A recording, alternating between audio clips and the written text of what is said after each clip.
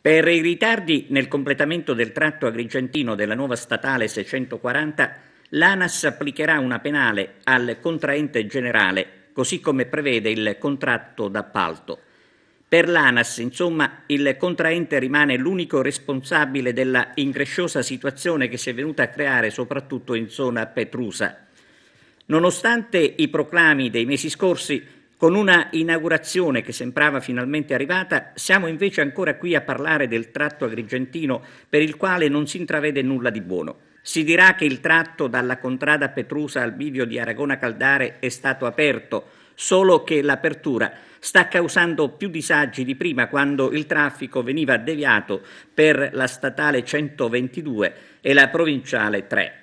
Disagi insopportabili dovuti principalmente alla presenza di una sola corsia a doppio senso di circolazione.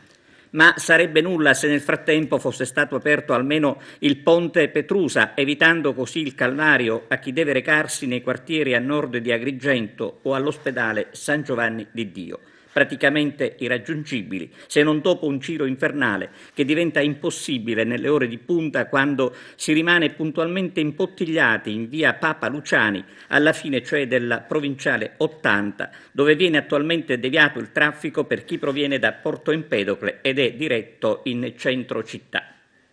La nuova statale per Caltanissetta doveva essere già pronta entro il 31 dicembre 2016. Anche il sottosegretario alle infrastrutture Simona Vicari aveva indicato la stessa data. Invece il 31 dicembre è trascorso inutilmente, così come anche il mese di gennaio. Adesso che siamo arrivati a metà febbraio, il tratto agrigentino della 640 rischia di diventare davvero un caso.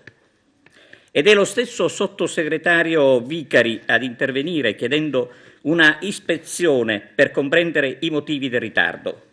Basta con gli impegni non rispettati, scrive Simona Vicari, è il momento di vederci chiaro.